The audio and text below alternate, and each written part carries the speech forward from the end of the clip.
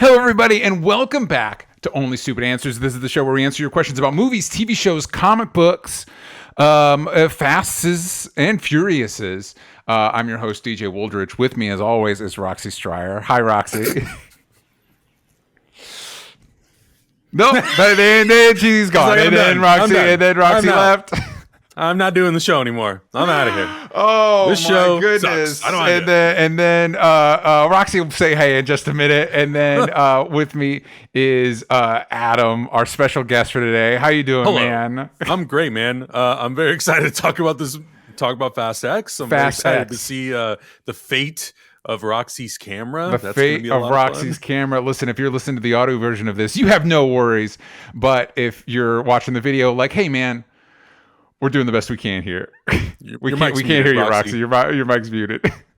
I'm going to punch a hole through the fucking wall. That's how I feel this morning. I'm now I'm going to use the camera on my computer. Perfect. Oh, there you go. Yeah, there we go. Done. I think that's a great solution. Listen, I support it. Listen, I know.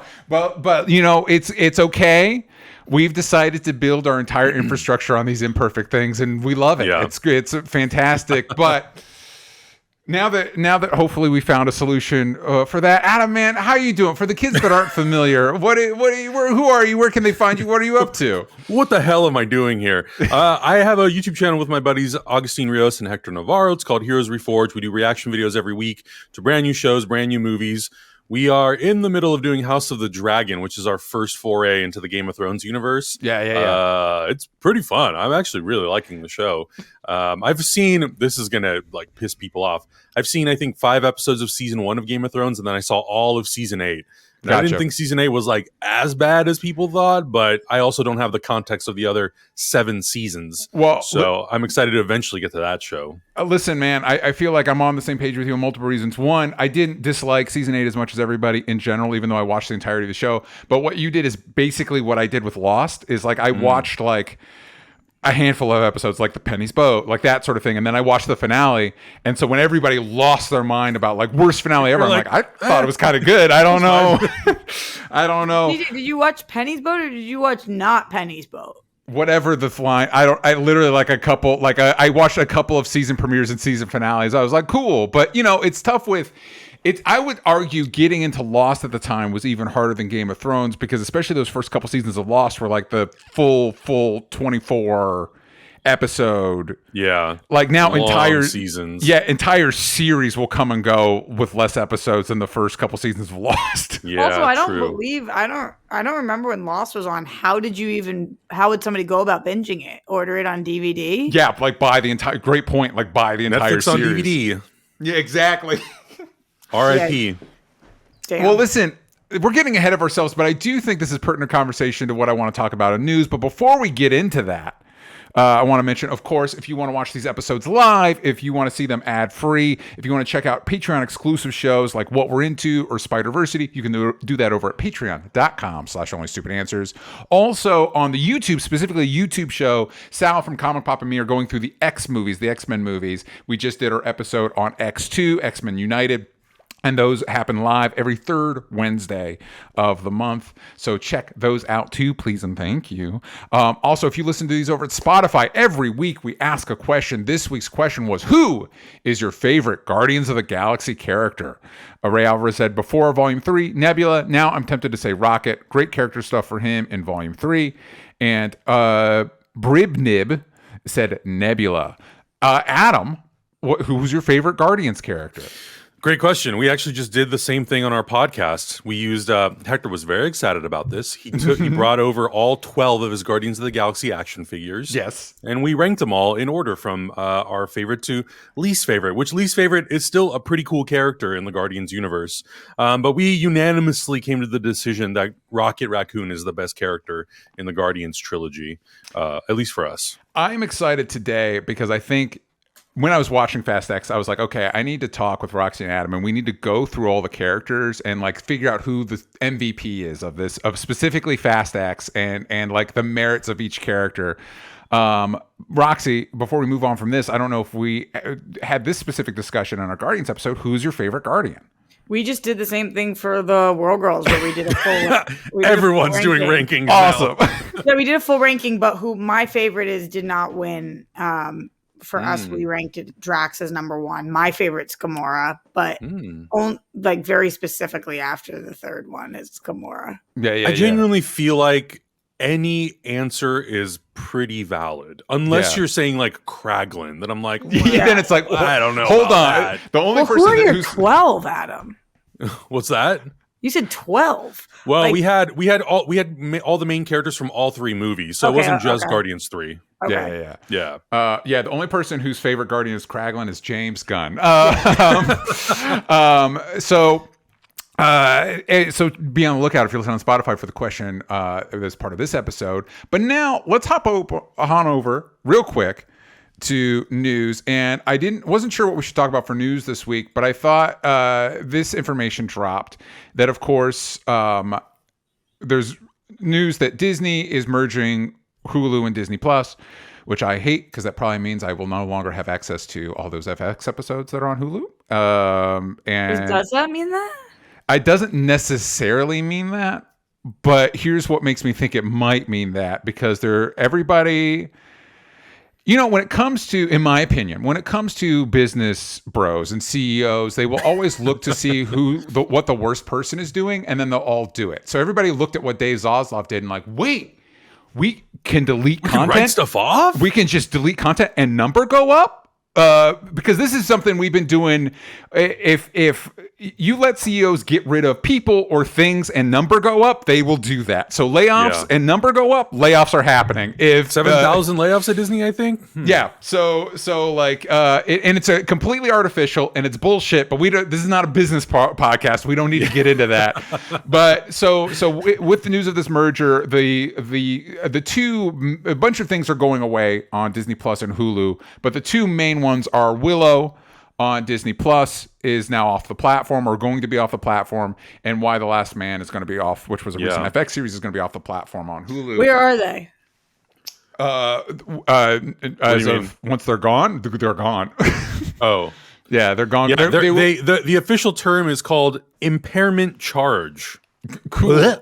They will probably go to maybe one of like a free like a free streaming service with ads. What is it? Yeah, I think that was in the article that they have the potential to maybe like something like Willow could maybe go to Netflix to try to like see if they could get more numbers and more people to watch it. I don't know.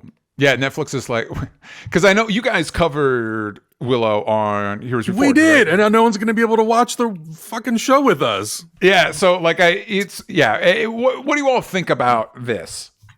Dumb. It's so dumb. I mean, there was some talk. I did see some conversation on Twitter that it may also have to do with paying residuals to creators, writers and all that sort of stuff. I don't know how true that is. I'm not super familiar with that whole process and what all those deals are. But yeah, it sucks. I mean, it sucks that our audience can't watch it with us. But more importantly, especially Willow at the end of that finale, they teased up that they maybe wanted to do season 2 and season 3. It's not going to happen now. I can't imagine that even if they were to sell like some distribution rights to Netflix or whoever, or HBO Max or whatever the case may be, I can't imagine that the numbers will do so incredibly well that they'll be like, you know what, we'll do a season 2 and 3. Like, I think the show's done, which is a bummer. I thought it was fun. Like, you did? I had a really fun time watching that show. Like, I didn't have any expectations. I think that's why I enjoyed it so much, because I don't have any sort of like childhood nostalgia for Willow. So I was just there having fun, drinking with my friends and watching the show. And I was very entertained. And that's kind of all I was like hoping for.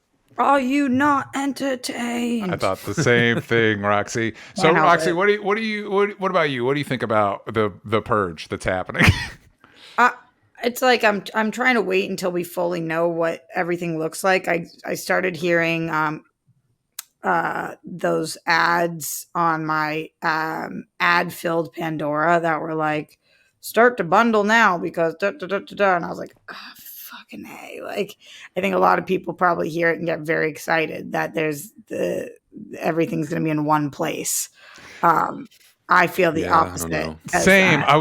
When we were doing our X-Men show, Sal was like, the mistake was everything should just be on Netflix. I'm like, oof, hard disagree. Hard disagree. I would much rather like type in a different app.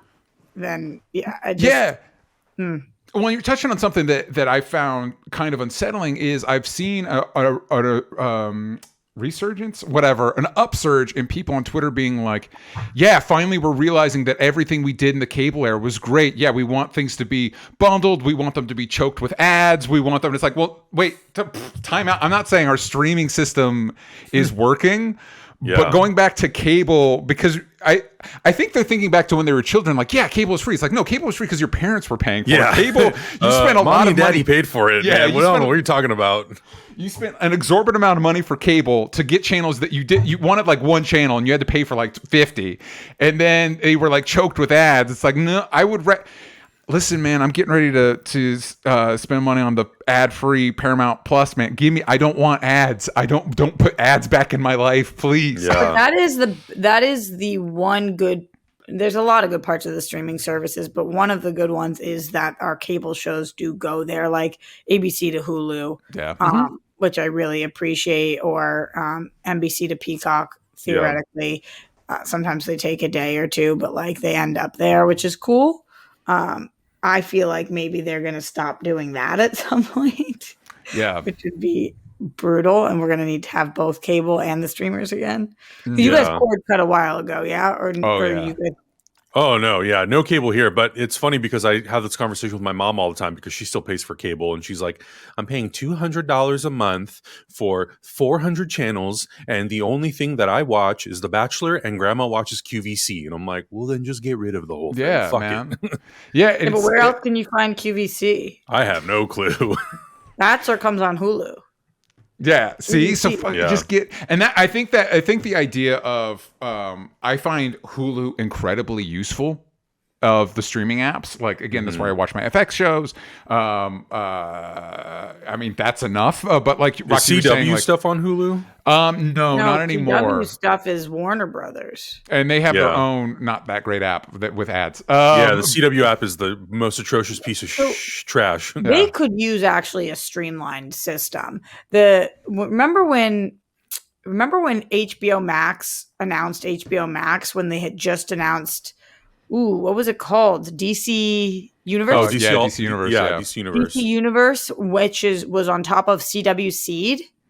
Yeah. And all three of those came out like right at the same time. And kind of like, what? But then Stargirl moved from HBO to CW Seed, and Titans moved from DC Universe to HBO Max, and like all of that. That was super fucking confusing. Yeah, super confusing. And like we love watching Superman and Lois, and the only reason we don't watch and react to that show on a weekly basis is because it's on the CW app. And I'm like, I don't want to deal with ads. Yeah. Like, so you're not as dedicated as DJ and I are watching Flash 8 seasons deep with the worst show that is on television.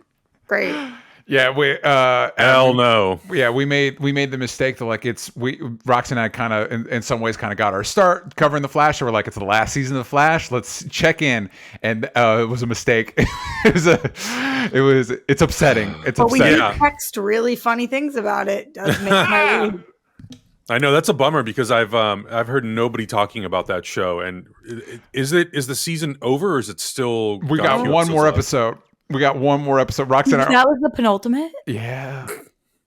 Oh boy. Yeah, it's shockingly rough. Like the reason nobody's talking about that show is because I don't know when it happened. It was on a downward slide when we stopped watching, but it is like bad now. And if you want to, from this week is the second to last episode ever. Yes. Where is Barry? Yeah, I know. Well, listen, we got to set up fucking Cecile's new superhero identity. Adam, Barry has been gone. Barry Allen's been gone all season. Yeah. He literally pops in for 2 minutes an episode, if that, and he's just been gone. And part of the storyline is that he's just gone. They're like, what? Where's Barry? The titular character? Yeah. What the hell? It's rough. If you want to hear Roxanne's coverage of The Flash, you can do that over patreon.com/onlystupid-answers. Okay. Now, we in the chat, we've got Leonard Kim says, I'm good with needing less streaming apps. I'm not good with content erasure. I know like back in the day, it used to be like, especially even before home media, if a show got canceled, bye forever. But we don't need to go back to those darker times. we could still. I don't. Anyway, I think I don't want it to be all streamlined down to one app. I like some options. I'm okay if we want to kind of bundle them together, but I don't know that going back to cable, a version of cable is the solution. Yeah. All right. Enough of that shit. Let's talk about Fast. The greatest X. movie of all time. The greatest movie ever created by human beings. So our main topic, and we're going to start off spoiler free, is Fast X, directed by Louis. Spoiler. The trailer has everything in it. It's directed by Louis Leterrier. I've never learned how to pronounce this guy's name. Louis Leterrier. Is that it? I think it Louis sounds French to Leterrier. me. That does sound. Listen, it sounds French. Written by Dan Mizzou and Justin Lin. Dom Toretto and his family are targeted by the vengeful son of drug kingpin Hernan Reyes. So yeah, gang. What did we think? Spoiler free. Adam, we'll start with you. What did we think of Fast X? I loved it. It was so dumb, and I loved it for that. This is not really I don't think this is a spoiler because it's been in the trailers, but obviously this character Dante has been retroactively put into previous movies. Yep. And I was like, this works for me. I don't care how far-fetched and dumb this is. This totally works for me. And Jason Momoa is he's the first villain in the Fast and the Furious franchise who understands what movie he's in. And I'm so on board with it. And it's weird because I feel like in the beginning of the movie, he is eccentric, but not to the point like he is in maybe like 40 minutes into the movie, all the way till the end. And I'm like, this is awesome. This is so fun. There's a scene that I won't spoil, but it reminded me of a scene in Batman 89 with the Joker. And I was like, yeah, this is just as ridiculous as I would hope a Fast and the Furious villain would be. So he was, for me, definitely like the standout of the movie. There's so much action in this. Like it does not stop. Like it literally pedal to the metal, like pun fully intended. It doesn't give a shit about any sort of like coherent story. It's a very basic plot and a very simple story, but it's not really worried about that. It's mostly worried about like, let's keep you engaged for 2 hours as we blow up everything. And I'm like, okay, I love it. Yeah, it is funny that you can kind of feel them figuring out the character of Dante as the movie goes on. Like, absolutely. This is what we're doing. I got it. Yeah, all right. Yeah. Cool. Roxy, Fast X, spoiler-free thoughts. Yeah, I agree with all the Momoa stuff. It's interesting for people who haven't seen it yet, who have said to me, like, I keep hearing that Momoa's character is amazing, but in the trailer he seems so kind of basic. And I was like, that's true. 100%. They did not show in the trailer how like awesome he is with it. And like those slight spoiler on his hair, those pigtail buns, man. Like just loved him. Like he looks like such a regular like crime boss looking guy, and then he starts having these like very interesting outfits, and I'm like, oh, this is what this character is. All right, let's go. He's great. He's so good. I really like him, and he's so nice to look at. Yes, but I think that the movie is excellent. One of the main comments that I've been getting as I've been talking about this, people say they say it like this: is it at least better than Fast 9? And I don't feel like a good person to answer that question because I thought Fast 9 was amazing. So like clearly a lot of people have said that this franchise has fallen off after 7. I don't feel that way. I feel like it gets better and better. Like I thought that Fast 9 seriously was like the cure of the pandemic. Like we came out of the pandemic to Fast 9 and it was like, I have never been happier in my life. So I can't answer it. Do I think this is a better movie than Fast 9? Maybe, but I love Fast 9, so it's not a knock on that one. This one's just like goes a little harder in the paint. Yeah. And I mean, like, I'm pretty sure somebody at some point like really was flying. So like there's just like people, I mean, it's a superhero movie and I love superhero movies. Some of the lines are like, I do wonder how much this movie knows. Like, does Vin Diesel know how soap opera-y it is? Like, is he aware It is funny. And I hope so. Yeah, there's certain actors that get it. Like the second Alan Richardson's on screen, you're like, oh, he gets it. He knows what movie he's in. Somebody like Brie Larson. Way more than Brie Larson. Yeah, and it's not, and again, we'll talk about this later in spoilers. Nothing against Brie Larson. I have nothing against Larson. I think she's a talented performer. I don't know that movies like this or Captain Marvel use her to the best of her ability. Like, I don't know. Right, as opposed to like The Room. Yeah, like she should be in serious dramas where she actually gets to act. Like, actually like do stuff. Totally, Roxy. I do think I am the perfect person to answer the question if this is better than Fast 9 because I did not like Fast 9. And I before I get into that, I do want to say the Rotten Tomatoes score for everybody at home. Cannot wait to hear this. Roxy, have you looked at it? No, and I'm wondering what are previous Rotten Tomatoes scores for these movies? Oh my goodness! Oh, they've got to. I think Fast 5 through 7 probably have the best score. Well, Fast 5. Like, are we talking in the 80s or like where? Okay. Oh my God, that doesn't seem right. Anyway, okay. I want you. Okay, so obviously there's the tomato meter and the audience score. Roxy, we'll start with you. What do you think the tomato meter is, which is the critics, and what do you think the audience score is? I think the tomato meter is probably like 62. Okay. And I think that the audience score is probably like an 87. All right. Adam. Oh man. I'm gonna say that the critics meter is probably like, I'll say 55, and I'll say audience is maybe like, I'll say 85. Adam, did you look at this before? Have you seen this? Did you see swear to God. The tomato meter is 55%, which by the way is lower than Fast 9, which is insane to me. What? That's crazy. What did I say? 62? I wasn't that far. You were close.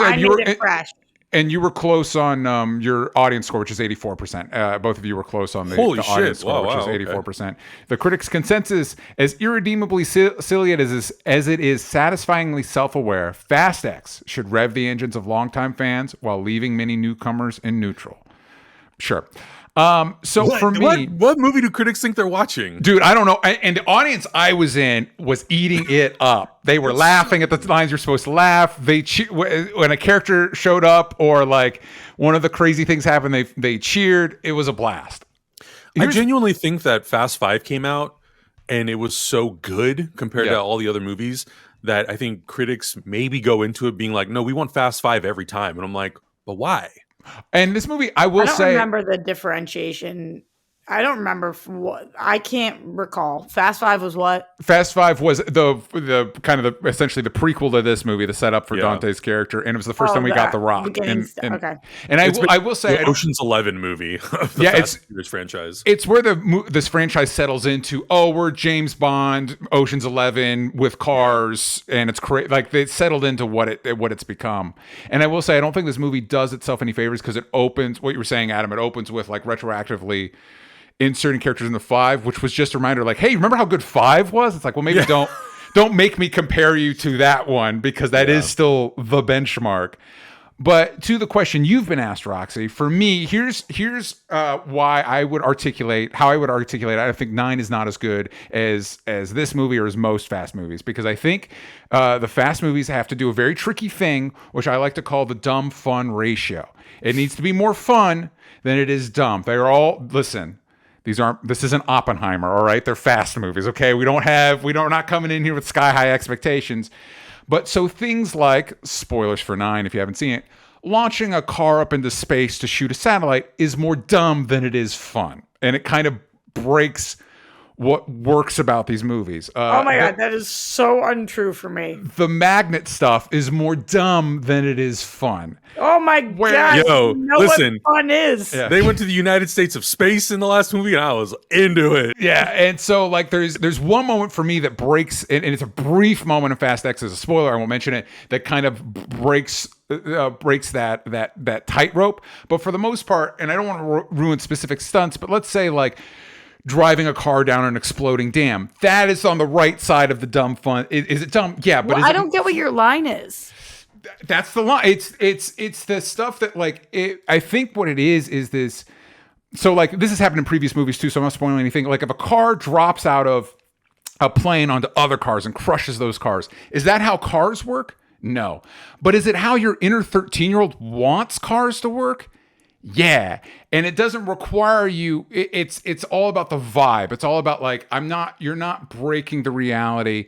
For example, like Roman has a running joke in 9 where he's like, I think we're immortal, which makes me start thinking about the mechanics of this movie in a way that is like, oh, wait, this kind of sucks. Like, you know what I mean? It makes me think about it. It breaks the fourth wall in a way that doesn't benefit the movie. Whereas Alan Richson in this one, he has a line where he's like, yeah, pretty much every bad guy they fought is invited to a cookout, and then they're part of the family. It's like a cult with cars. It's like, that's like one of my favorite scenes. That meta is one that doesn't kind of like poke holes in the reality of the movie. It uses the kind of what we've done in all these movies and pokes fun at it in a way that doesn't undermine what the movie's doing. Yeah. And it's stuff like that. Like when you say we launched a car up in space to shoot a satellite, we did all this stuff. It's like, well, you could have just launched a missile. You know what I mean? So suddenly now I'm not engaged in the movie because now you've gone too far in a way that isn't within like that dumb science fiction stuff isn't Fast and Furious.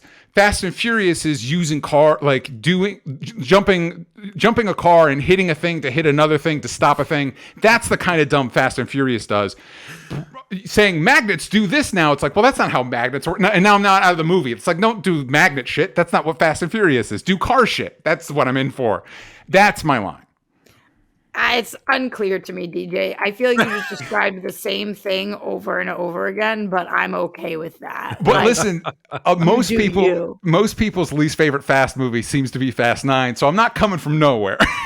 But you just said it was higher on Rotten Tomatoes. So it is most people. By like 50, it's 59. Most people. Most of the people I follow, like Adam will know this. Most of the people I follow on Letterboxd, it's like if you look at their Fast thing, 9's at the bottom.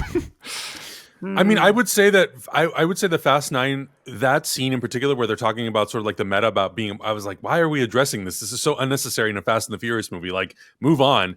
But I would say that I liked Fast X more because I felt like it was more entertaining. Yeah. And I was kind of more just invested in like the spectacle and the dumb action and the humor. Where I feel like 9 sometimes it tried taking itself a little too seriously. And I was a little surprised by that because I feel like they will do that sometimes, but it's only like a character. It's not necessarily like a movie. Mm-hmm. I don't think it took itself seriously, but regardless, I just don't understand. I still liked it, but I don't see. This could just be the dumbest comment ever, but like, I don't see how you could dislike a single Fast movie. I can see how you could dislike all the Fast movies or none of the Fast movies. Oh, totally. I just feel like they're all not the same, but like, they're all ridiculous. it's the same thing. Like, listen, you know what you're signing up for. I would say 5 is the most like, and this is already a stretch because they're ridiculous, but 5 has like the most like logic behind it, even though it is already ridiculous. Well, I think that's why people latch onto that movie so much, and their expectation is all of them should be like that. I'm like, but why? Let them be their own thing. To your point, Adam, though, I think a lot of people can be, even people that like it can be dismissive because of the silliness of these movies, but there is an internal logic to them. It is not reality logic. No, not at all. But there is an internal logic. And again, it is kind of that like there's very specifically a shot in this movie where we got to get the Nas in there, but Vin Diesel hits the Nas and the camera zooms out. We see the car, it zooms down his arm, it zooms into the car.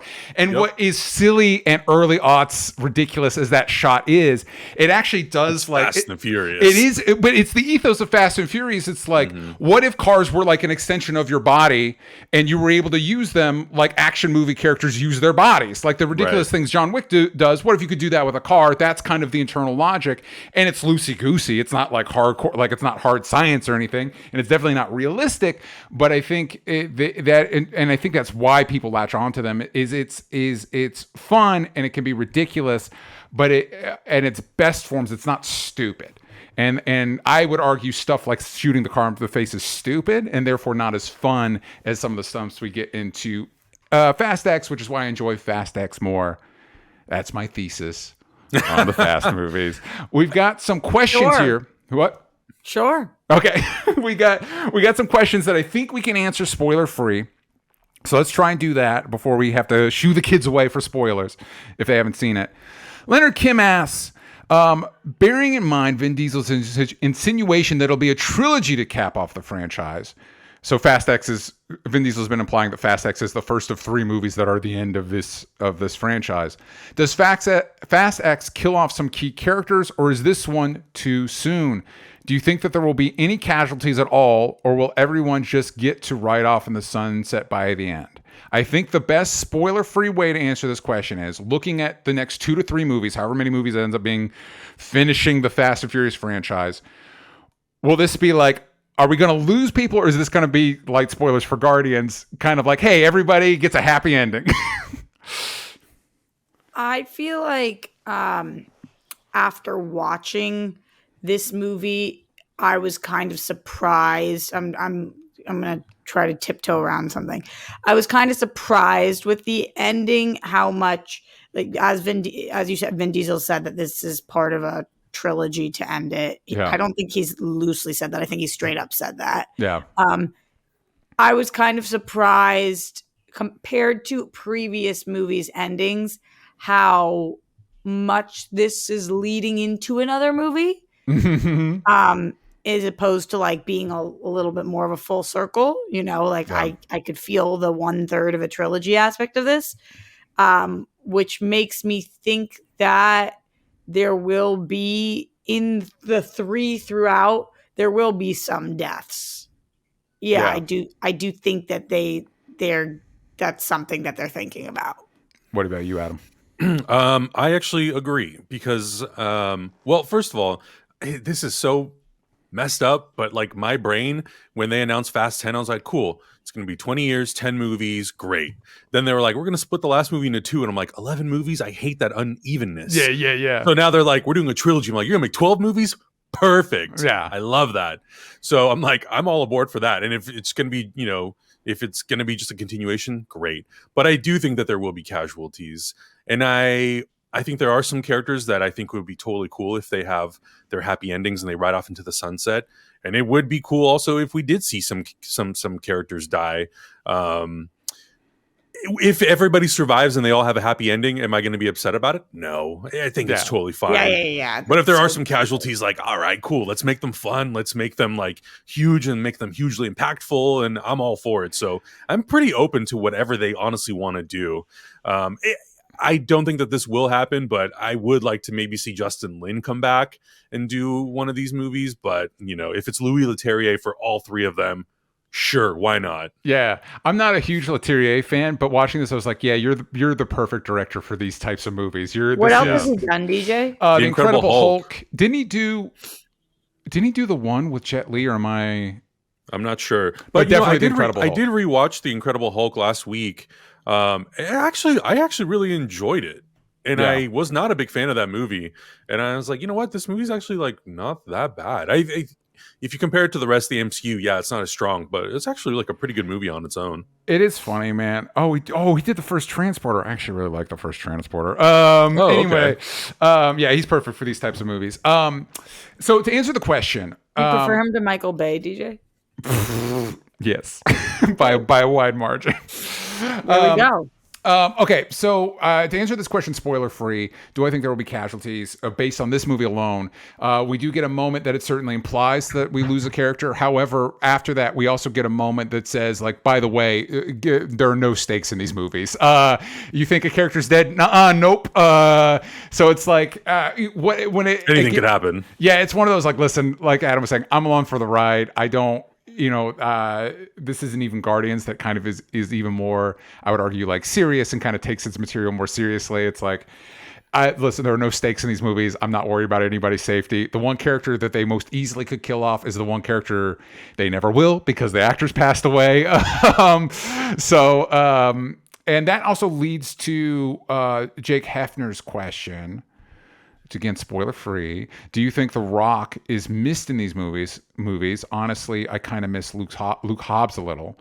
And I will say, yes, I think maybe the best movies The Rocks have been in are the Fast movies he's in. But I think more, even so, while I do miss him in these movies, I think more broadly, I don't know if y'all noticed this. This was another Fast movie where Vin Diesel's basically siloed off from the rest of the cast, which made me start thinking, like, why do we keep doing that? Why? Yeah. And I think Are you implying that that is because of not scheduling reasons? I'm obviously we know famously him and Dwayne Johnson had a beef. I'm Right. wondering if he might just generally be kind of difficult to work with because it's always it's like he gets and I think this was true in Fast 9 too. It's definitely true of Fast 8. He gets a scene with Michelle Rodriguez. Hey, we're married, family, and then like he's off. He gets paired with new people or bad guys, but he's not hanging out with any of the other main cast, and it just is suspicious. Maybe you're right, Roxy. Maybe it's scheduling, but I think he needs a counterpoint. And that would have been Paul Walker's character. And I think there's nothing we can do about that, but it is like, because you were talking about, I think both of you kind of mentioned kind of like the seriousness. And I do think Vin Diesel's parts almost might be weaker than the rest because he's acting as if he's in a drama. And it's like, I mean, I think I think it would be benefit if he had a main character to bounce off of, specifically Paul. I can't remember Paul Walker's character, but like Brian O'Connor. It's not going to be Dwayne Come on, Johnson. DJ. But Come on, DJ. Sorry, but it's like it is. I think it's becoming too monolithic. I think around Vin Diesel when I don't really think that's what the Fast movies are. Yeah, and I mean, truthfully, like in my opinion, and I don't think anybody would disagree with this, but I feel like this franchise was built not for him, but Paul Walker, Brian O'Connor was supposed to be like the main character. Yeah. And then because of the popularity, and I think because Vin Diesel kind of got more famous, quote unquote, than Paul Walker, it kind of shifted toward being Dom's story. But I agree. Like, I think the Brian O'Connor element is missing, and I miss that. And I think while Vin Diesel was more serious, Brian kind of had like that levity to him that I think audiences could relate to a little bit more. And I think that's kind of what The Rock provides in some ways as Luke Hobbs, because The Rock is just kind of doing the Rock thing. Yeah. And nobody's really replaced that character, even as good as some of the other characters are. Like Michelle Rodriguez as Letty is great, but she's different than Brian O'Connor. She's a very different type of character. Between this, she might get the best fight scene in the movie, her and Charlize Theron. And between this and Dungeons and Dragons, and she was this movie called Widows that I loved. Like, we need to give Michelle Rodriguez her flowers, man. She needs her own franchise. Awesome. I love her in like everything she's in. DJ, I was thinking about that. Like, I feel like she's not an A-list celebrity, which is insane. Which is so weird. Yeah, because so strange. She's in like the most major of the major franchises. Yeah. But I feel like if I said her name to people who are not in the industry, sometimes they wouldn't know who she is. What is the deal? Totally. I don't know. I do not know. But I'm hoping that like we're on like. Listen, I loved Hobbs and Shaw, but like, do we want a Letty spinoff? Like, come on, man. Like, let's just do the Ladies of Fast and Furious. I'd watch the fuck out of that movie. Yeah, you could do a story that takes place in between like, what is it, 4 and 5, where she like, loses her memory and all that stuff. Like, just do it. Why not? Give Michelle Rodriguez her own movie. All right. Any more before we go into spoilers? Any more spoiler-free thoughts? I would say that the one thing that I was surprised by was how like all the characters are off on their own sort of adventure. Like I kind of miss seeing all the team together, and like there's moments in some of the previous films, but I definitely feel like this is leading towards like an Avengers Assemble moment. Whether it's Fast 11 or Fast 12, where all the characters are going to be together to fight, whether it's Jason Momoa or whoever else comes in, all the villains. Yeah. Just bringing all the villains and all the heroes. Like, fuck it, he's go like, big. Vin Diesel's like, I don't have friends. I have family. I got family. Portals open up behind him. Wait, how are portals here? What's happening? Doctor Strange shows up like, wait, well, I'm sorry, what's going on? Sure, why not? Groot, Rocket, whatever. It's a Universal property, so like the T-Rex from Jurassic Park comes out. All right. Let's go into spoilers. Oh, baby, I'm excited for spoilies. And we'll open up with spoilers. Everybody watching live. Spoilers. If you haven't watched the movie, now's the time to bail. Okay. We'll open with this question from Mike Joyce. Do you think they'll include stuff from Hobbs and Shaw, like the Evil Organization or the Super Soldiers, in the last 2 Fast and Furious movies? Dom does a lot of crazy stuff. Could Dom secretly be one of those super soldiers? So, I think this was ruined before the movie came out, but I'm going to treat it like a spoiler. Post-credit scene, Dwayne Johnson, Luke Hobbs shows up, which makes sense if we're going off Fast 5. When the Dante, Jason Momoa gets a line of like, Dom drove the car, but you fired the gun. It's like, yeah, Luke Hobbs should be a part of this. If we're saying it's a trilogy, DJ's vote is, because we also set up a whole Jason Statham thing involving his family, which was a big part of Hobbs and Shaw. if we're doing a trilogy, it should be another Fast movie and the Hobbs and Shaw sequel that's part of this trilogy. Like we should because it's like, I don't know if Idris Elba's character fits with the core Fast movies, but if Idris Elba's on the table, are you telling me you're not going to include him in your big finale? Come on, man. Yeah. Truthfully, at first when the scene is with Charlize Theron's character and Jason Momoa coming in, I was like, oh, and he's super powerful. I'm like, is he part of the super soldier program thing? That would have been really cool to tie it in. But yeah, no, he's just a psychopath. Yeah. And I'm like, honestly, I'm bringing everybody. I literally do not care. Bring in Vanessa Kirby, bring in Helen Mirren, bring in Idris Elba. Like anyone who is living in the Fast and the Furious movie, just put them all in the next 2 movies. Mm-hmm. I don't care what the story is, honestly. What about you, Roxy? Do you want more Hobbs and Shaw stuff? What do you think they're going to do with Dwayne? I'm so with Adam. Throw it all in. This is one of those movies that you can overload and will be totally fine. I am super interested in it's so public that Vin and Dwayne The Rock can't be in the same. They don't like each other. Yeah. It seems to go both ways. You kind of never hear that shit about The Rock. Mm-hmm. It's the first and only time I've ever heard about it. Yeah. So, I feel like, are we going to be able to see that? Are they not going to be on screen together much? Because that's weird. They'll be composited into every shot together. I mean, I think there's room for it because there are so many characters, and we did such a good job of having everybody else off. I really obviously I think me saying that one of these 3 movies should be a Hobbs and Shaw sequel is a stretch, but it can be kind of a de facto one, just like the same way Roman and Tej and the rest are off on their own little thing. It could just be Jason's. It's a Fast movie. It's Fast X2 or whatever we're calling it, but a huge chunk of it is Dwayne and Jason hanging out. Yeah. Trying to save Helen Mirren. Yeah, because listen, man, I like those 2 actors in their action roles. I'm into it, and like you were saying, I'd like to see Vanessa Kirby back. And again, I can't stress this enough. More Idris Elba always. Why not? All day, every day, man. Let's do it. I'm into it. Just thinking about okay, I don't know that there are bigger alpha males in Hollywood than. So we've got The Rock. Yes. We've got Vin Diesel. Yes. Probably the 2 biggest. Jason Statham. Which whether his star power is as big, his ego is definitely as big. Yeah. Totally. Tyrese, Yep. who is just actually thinks he should star in every single movie that's ever existed, ever. So watching him on the red carpet, I'm like, bro, if without Fast and the Furious, I mean, you'd be fine, but come on, man. Yeah. I mean, his campaign for Green Lantern was one of the most egregious things I've ever seen. Not because I don't think actors should throw themselves in the ring for things, because I do think that if you want something, go for it. But the everyday posts about it. It's Hollywood knows. They know. We're aware. We got your letters. Yeah, just unbelievable.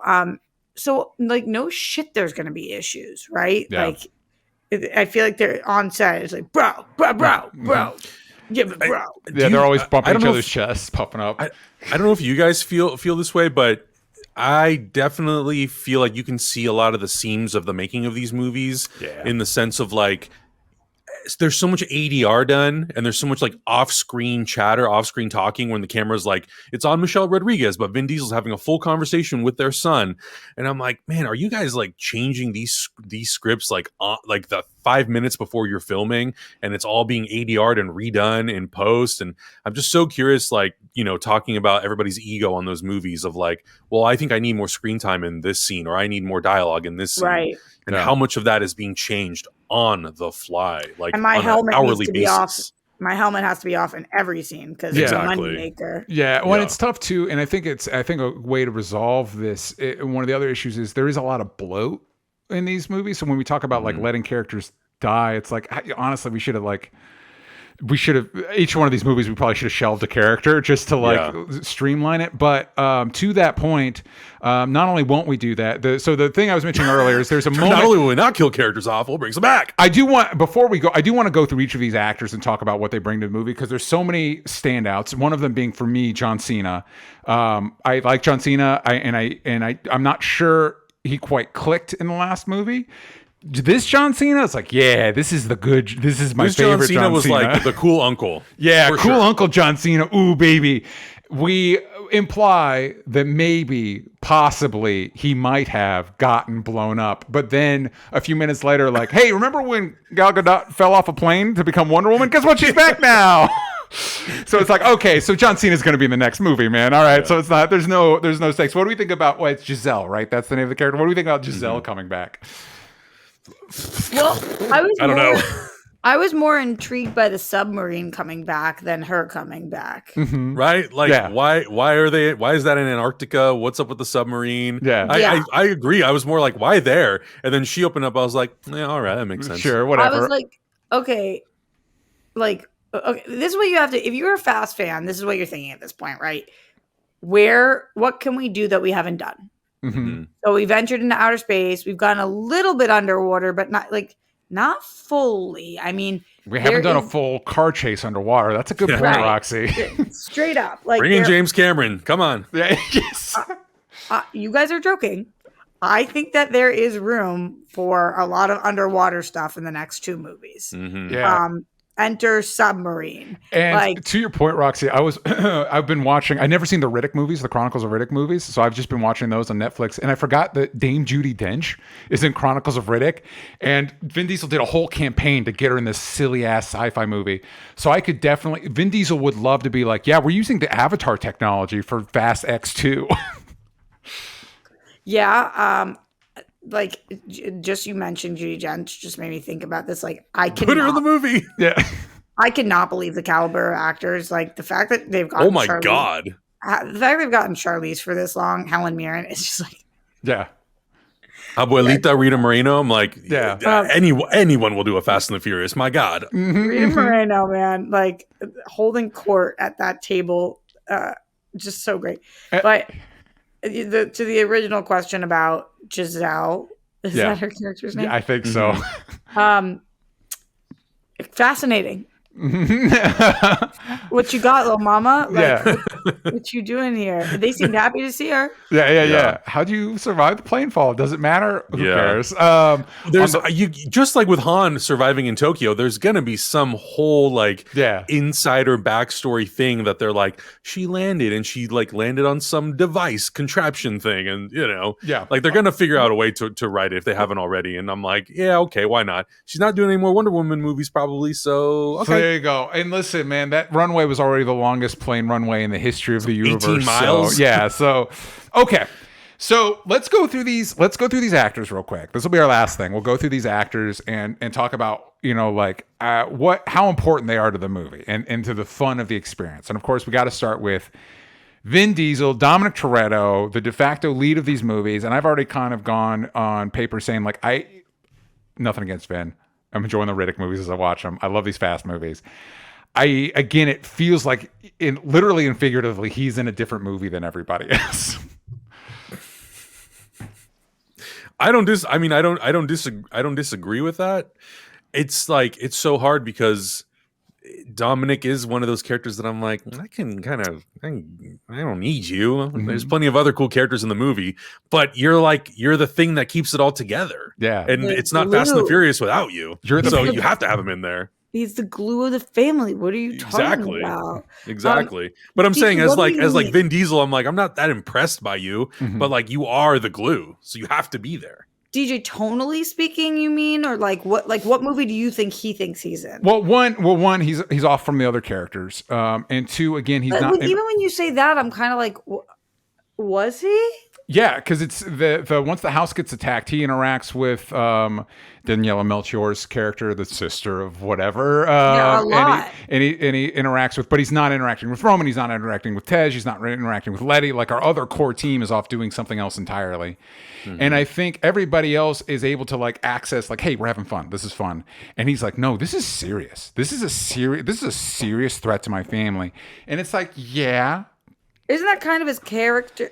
Listen, I'm not saying, you're not wrong. You're not wrong. I think I also, when I watch movies like this, it's like, yeah, we get it. Dom is good at everything. Dom always wins. Dom, you know what I mean? It's like, maybe we were talking about Dungeons and Dragons, maybe a little bit of that Chris Pine, willing to be the underdog a little bit. Yeah, but that is so not who the character is. Like what we've done is put our backs against the wall a little bit because we've invented a character that has no kryptonite. Yeah.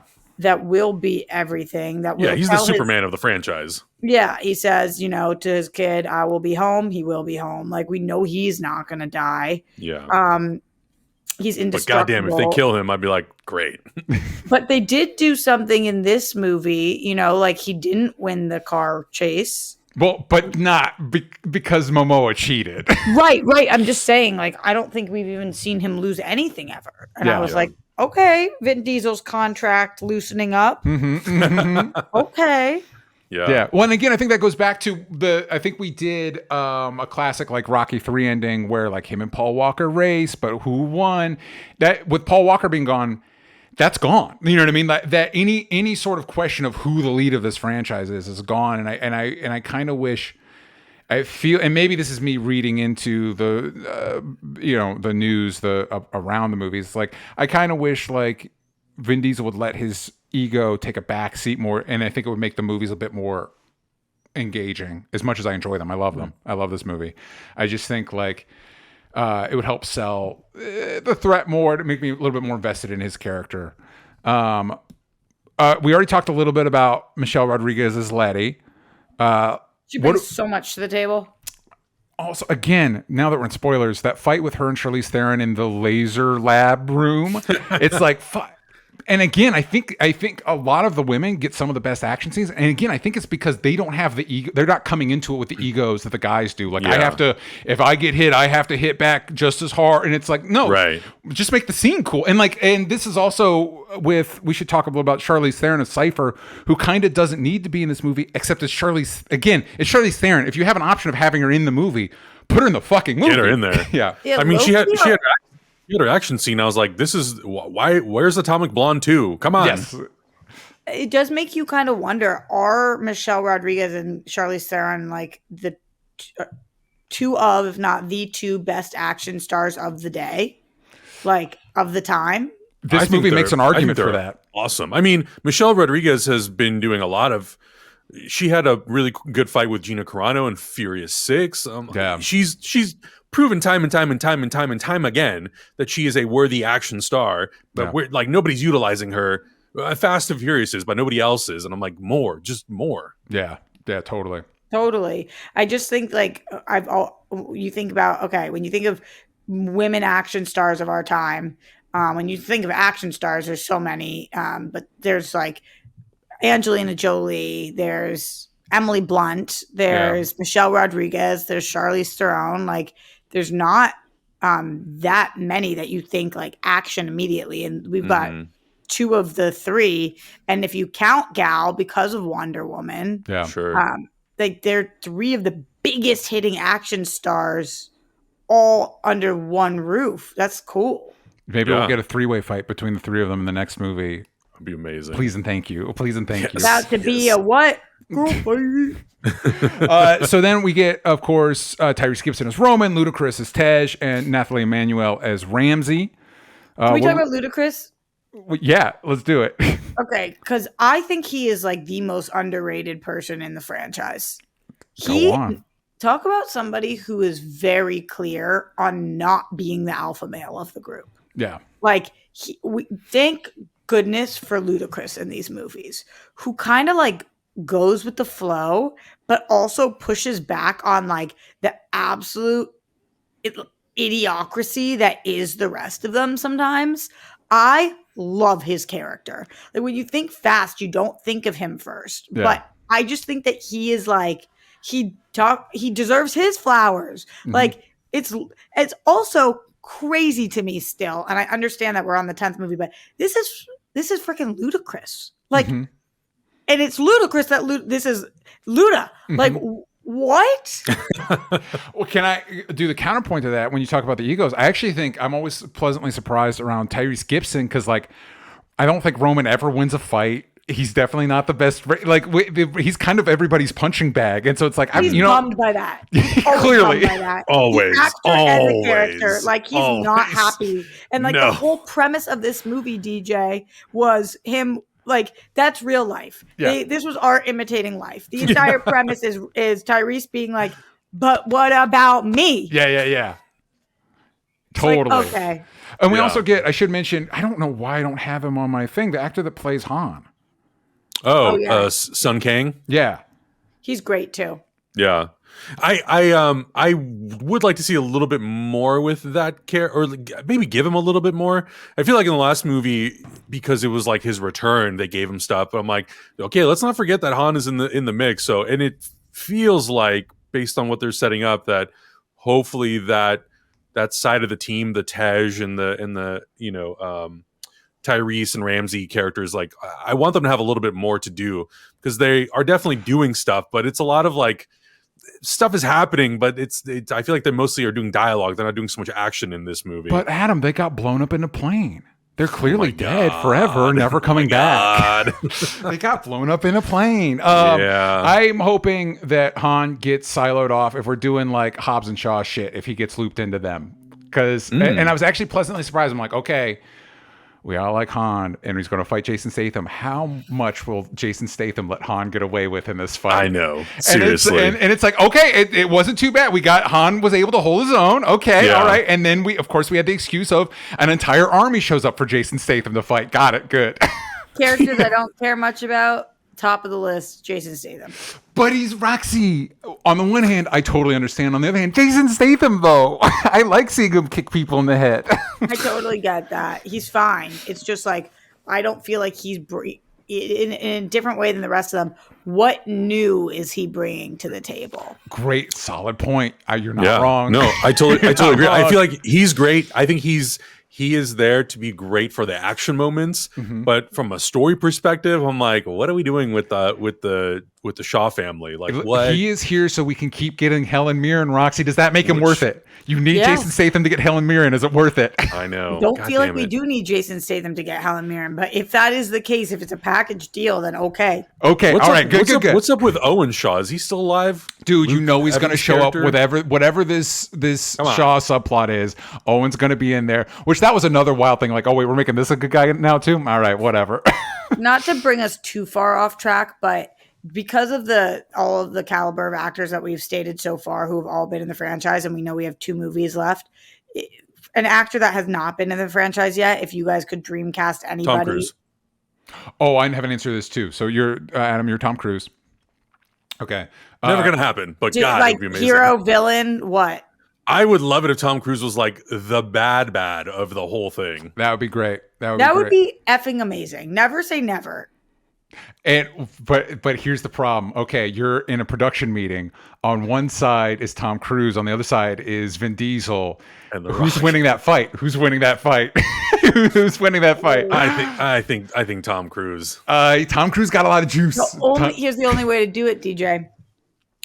Vin Diesel doesn't want to be recognized because he's got to be a spy. Yeah. So he goes through this amazing reformation surgery for that only works for a week. Yeah. And it turns him into Tom Cruise. Yeah, there we go. And then he saves the day. Got it. And then he goes back. So it is him winning the fight. Yes. Ultimately. So my answer, Roxy, and similar to Adam, I think I would love it if listen, I love Jason Momoa's Dante, but if suddenly halfway through the second part of this movie, it turns out, wait, who's the real big bad?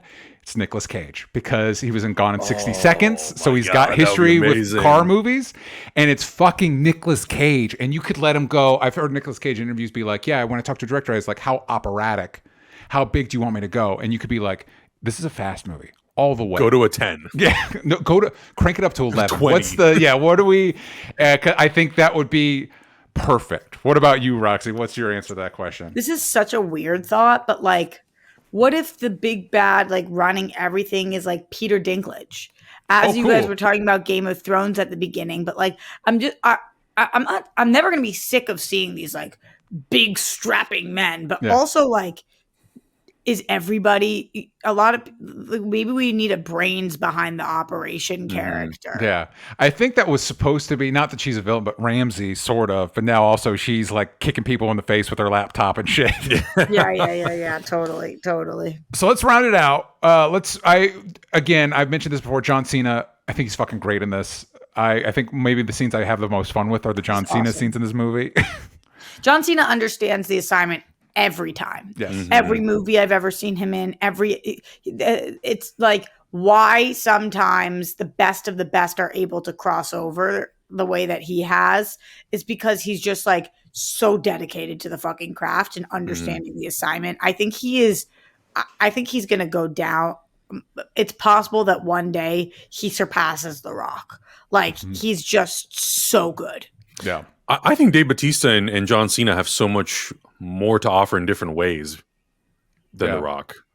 Yeah, I won't say more, but yeah, no, but I hear what you're saying, Adam, because I think you know, in some ways similar to Vin Diesel, The Rock's locked himself off into superstar mode, where it's like I call the shots, I decide what happens in my movies, and I think John Cena and Dave Bautista in particular, are more open to, and I think the difference craft. is to craft, and John Cena is definitely, I think, more in the action star mold. I think Dave Bautista, the impression I get of Dave Bautista, he's really interested in like being an actor. Acting. Like if he's just like, if I'm a character actor from now on, that's fucking cool. Blade Runner 2049, I was like, who the fuck is this guy? So good. If you've seen Knock at the Cabin, fantastic in that. I think he's, I don't know that he will ever surmount like somebody like The Rock in terms of fame, but I think as far as like being remembered for their performances, I think Dave Bautista has a good shot.